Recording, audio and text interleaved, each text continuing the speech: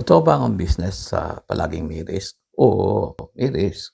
Kasi hindi mo naman alam kung ano mangyayari bukas. Hindi mo naman alam kung ano mangyayari next month or next year. Kagaya nung nagkaroon ng pandemic, 'di ba? Hindi naman natin alam na magkakaroon nun. May risk talaga. Pero alam mo, pwede mo namang bawasan yung risk, no? Kasi kung ang risk tinitake mo dahil hindi mo alam yung negosyo or hindi mo alam yung customer, hindi mo kilala yung market mo, hindi mo alam yung target market mo, hindi mo alam yung pricing mo, yung cost mo, marami kang hindi alam tungkol sa business, hindi ka nag-compute. That is not the kind of risk that's worth taking. Kasi pwede mo namang matanggal yung risk na yon. Merong risk na hindi mo maiiwasan at merong risk din na pwede mong iwasan. That's why we created this community of Kapayaman VIPs para na sa gano'n, patuloy ang ating pag-aaral tungkol sa business risk para ma-minimize natin ang risk, no?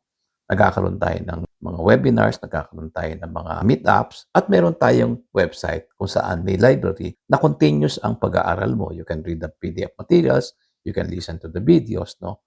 Marami tayong materials para in every stage of your journey, naiintindihan mo kung ano yung journey na yon, kung ano yung stage na yon, at nakakapag-prepare ka for the next stage. Importante yon.